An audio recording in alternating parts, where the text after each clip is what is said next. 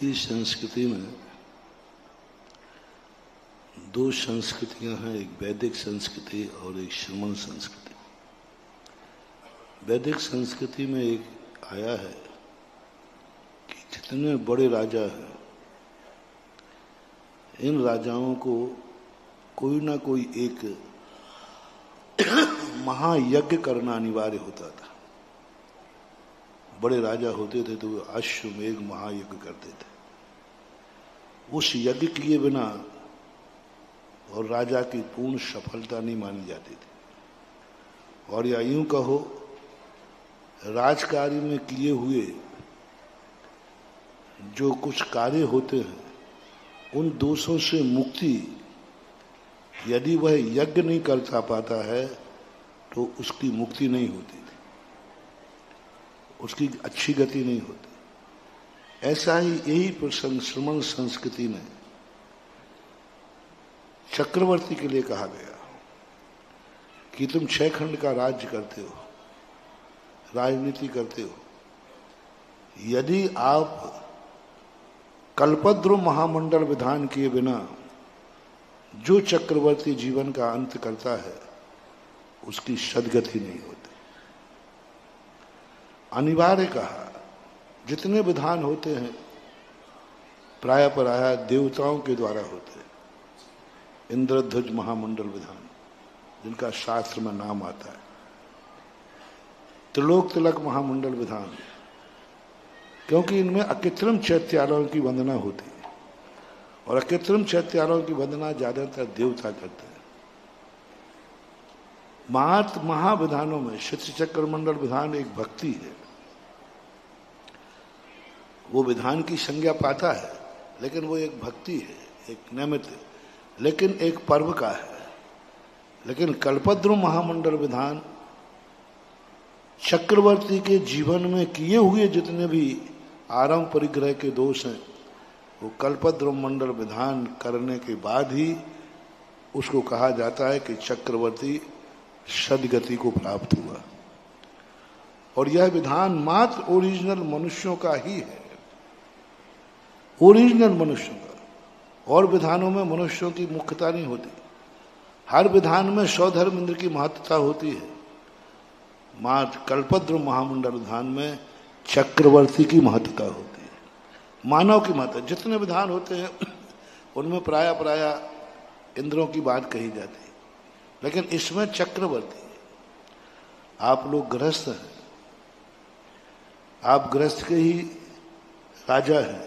वो राजतंत्र तो आज नहीं है, लेकिन आप गृहस्थ हैं, आप एक परिवार के मुखिया हैं।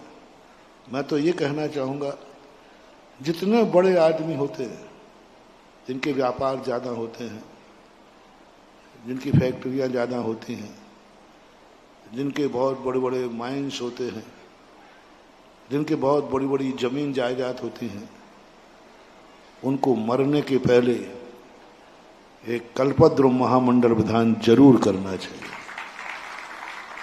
जिसमें वो स्वयं करें और पूरी समाज को, पूरे रिश्तेदारों को आमंत्रित करें। बड़े आदमियों की बात कर रहा हूं। विधान स्वयं की तरफ से हो और आमंत्रण। इसमें लिखा है, चक्रवर्ती जब कल्पद्रुम महामंडल विधान करता है तो 6 खंडों में पाती भेजता है। 6 खंडों में जहां जहां से उसने राजा भेंट आती थी, जो राजा उसके अधीन थे, 32,000 मुकुटबद्ध राजाओं को पाती भेजता है कि आप सदा हमारे पास आए हैं, आते रहे हैं, लेकिन इस बार मैं आपको आमंत्रण कर रहा हूं। वैसे 32,000 राजा बिना आमंत्रण के चक्रवर्ती के पास जानी पड़ता है, लेकिन इस बार चक्रवर्ती आमंत्रण देता है कि आज मेरे भगवान का मैं कल्पद्रुम मंडल विधान करना चाहता हूं, आप सब उसमें उपस्थित रहेंगे। तो 6 खंड को, ऐसे ही आप गृहस्थों को, जो बड़े बड़े लोग हैं, आरंभ परिग्रह करते हैं, उनको एक कल्पद्रुम मंडल विधान की रचना करें, जिसमें जितनी तुम्हारी शक्ति हो। यदि तुम्हारी शक्ति कम है तो रिश्तेदारों को बुला ले, थोड़ी शक्ति ज्यादा है तो अपने नगर के लोगों को शामिल कर लें, और शक्ति ज्यादा है तो जिले के कर लें, प्रांत के कर लें, वो आपकी शक्ति के ऊपर है, लेकिन ये करना चाहिए। और यदि आपकी इतनी समर्थ नहीं है तो सामूहिक रूप से जो कल्पद्रुम बंधान, आजकल सामूहिक परंपरा चल गई, सामूहिक रूप से सारे कार्य होते हैं, तो सामूहिक रूप से भी कल्पद्रुम मंडल विधान होते हैं। उसमें आपकी पूरी शक्ति नहीं है। ये 24 समूषण की कल्पना मेरे में कैसे आई? क्या पूरा विधान, इतने बड़े आदमी तो आप है नहीं कि पूरा विधान इतना खर्च कर लेंगे। तो इसमें 24 समूषण में कम से कम एक समूषण स्वयं के परिवार का नाम लेकर के संकल्प करके अपने परिवार को बैठा, एक परिवार को, एक परिवार अपना पूरा विधान नहीं कर सकता, एक समूषण आपने ले लिया और अपने परिवार के जो भी हैं मुखिया हैं वे भी यदि एक समूषण बैठ के सबके साथ कर लेते हैं तो कम से कम एक दस्तूर तो हो ही जाता है। और 24 समूषण मैंने पहले ऐसे बनते थे कि भगवान बैठा दिया, आप तखत पे बैठ जाओ। मैंने कहा नहीं, मैं ऐसे समूषण की मान्यता नहीं दूंगा। छोटा बने या बड़ा बने, परिवार उसी श्री मंडप में बैठना चाहिए जहां साथ साथ समूषण में बैठते हैं।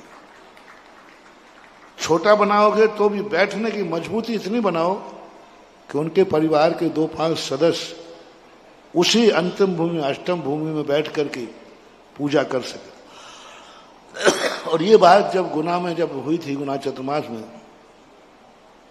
जब 24 समूषण में पूरे ऊपर जाकर के अष्टम भूमि में बैठ करके परिवार पूजन करते थे और हजारों लोग बैठ बीच में पूजन करते थे, हम इतने प्रभावित हुए थे, इतने प्रभावित हुए थे कि मेरे मन में आया था आज ये थर्माकोल का पंडाल कल एक दिन मार्बल का बने और स्वर्णमयी बने, ऐसे बनने की कल्पना की थी और ऐसा विचार आया था। तो ये स्थितियां बहुत बड़ी, कोई भी चीज का करने के पहले लॉजिक खोजना चाहिए। यदि हमें कोई लॉजिक नहीं मिलता तो मैं उसमें कभी बोलता नहीं, प्रोत्साहित भी नहीं करता। ठीक है, आप लोग करते हो तो मैं मना नहीं करता, बहुत सारे विधान आप करते हो, मैं मना नहीं करता, लेकिन मुझे जब लॉजिक चाहिए, क्यों ये विधान क्यों किया जा रहा है, क्यों करना पड़ता है, और ये 24 समूषण क्यों एक समूषण बनाए, तो 24 समूषण में उन मध्यम वर्गीय लोगों को जो पूरा कल्पद्रुम मंडल विधान अकेले नहीं करा सकते, पूरी समाज को निमंत्रण नहीं दे सकते, वे कम से कम एक समूषण लेकर के जिंदगी भर में किए हुए जो आरंभ परिग्रह के दोष हैं उन दोषों से तो मुक्ति मिल जाए।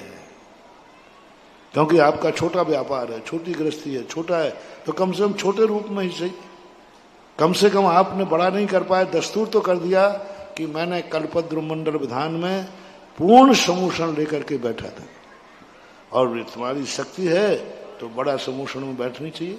मुख्य समूषण जो रहता है उसमें भी चक्रवर्ती बन सकते हो। तो ये जो कल्पद्रुम मंडल विधान है आज मानवों का, मानव जाति का, और चक्रवर्ती इसका मुख्य नेता होता है, उसके नेतृत्व में ये कार्य किया जाता है। आपके यहाँ ये कार्यक्रम आगे होने वाला है, कर रहे हैं, तो ये बहुत बड़ी चीज़। तो लोक तिलक मंडल विधान भी करने का पहले मन था, लेकिन पहली बात तो उसमें अकृत्रिम चैत्यालयों की पूजा है और वो इतना प्रचलित नहीं है, पूरे भारत में ढूंढी तो किताब ही नहीं मिली, यानी कोई उसको ज़्यादा। तो मैंने सोचा जो माल मार्केट में बिकते ही नहीं है उसको खपाने से क्या फायदा।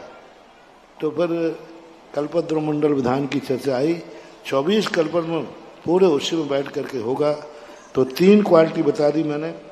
एक तो हर व्यक्ति को मन बनाना है कि जिंदगी में एक कल्पद्रुम मंडल विधान आपको अपनी तरफ से करना है, कितना बड़ा करना वो फैसला आपके ऊपर है। दूसरा मैंने बताया कि सामूहिक करते हैं, तो यदि समर्थ है तो मूल बड़ेपन समूषण में चक्रवर्ती जो भी पद बनाए जाए वो बन करके बैठना, वो नहीं बनता है।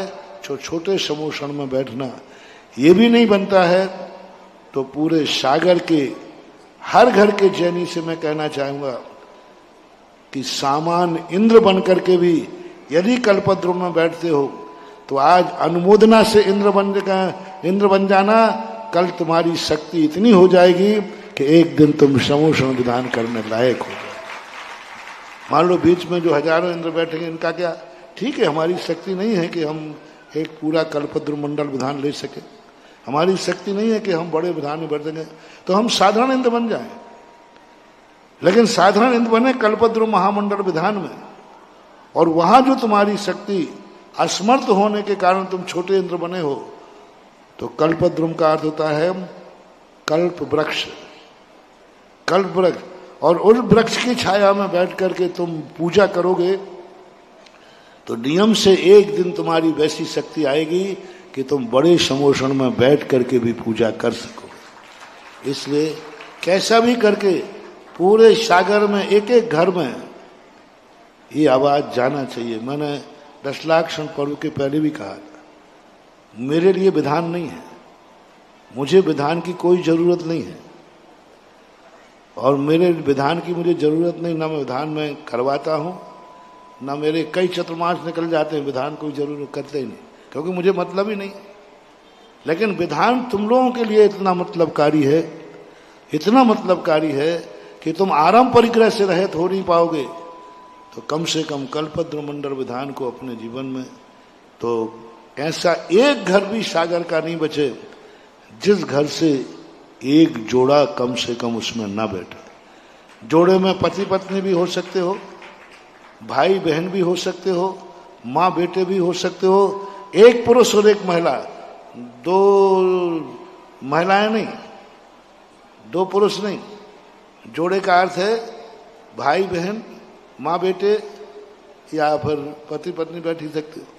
हर घर में ये चर्चा होना चाहिए सागर की कि इस बार जो कल्पद्रुम मंडल विधान हो रहा है वो कोई साधारण नहीं होगा, उसकी व्यवस्था एक बहुत अलग, उसकी स्थापना होगी, साक्षात समोषण की उसकी शुद्धि होती है, स्थापना होती है, उसमें आप बैठेंगे तो हर घर आज से मीटिंग कर ले कि 8 दिन का समय तुम्हें निकालना ही है।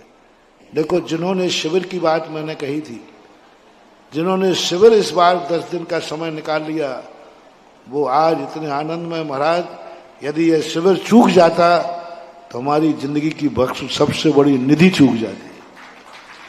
आज वे महिलाएं अपने आप को गौरवान्वित कर रहे हैं कि महाराज यदि हम शिवरात्रियों को अपने घर नहीं ले जा पाते तो जिंदगी की सबसे बड़ी भूल होती। और यही होगा इस कल्पद्रुम मंडल विधान के बाद कि जो नहीं बैठ पाएंगे वो यही बात कहेंगे, मेरी जिंदगी में बहुत बड़ी भूल हो गई, बहुत बड़ी भूल हो गई, क्योंकि ये विधान का रूप ऐसा ही बनने वाला है। इसलिए आज से ही सारे लोगों में, हर घर में मीटिंग करो, कम से कम एक जोड़ा तो तुम्हारा बैठेगा ही बैठेगा। जो समर्थ हो वो पूरा समोषण लेके बैठे, जो और समर्थ हो बड़े समोषण में बैठे। कुल मिलाकर के मेरा भाव है कि आज सागर का यह कल्पद्रुम मंडल विधान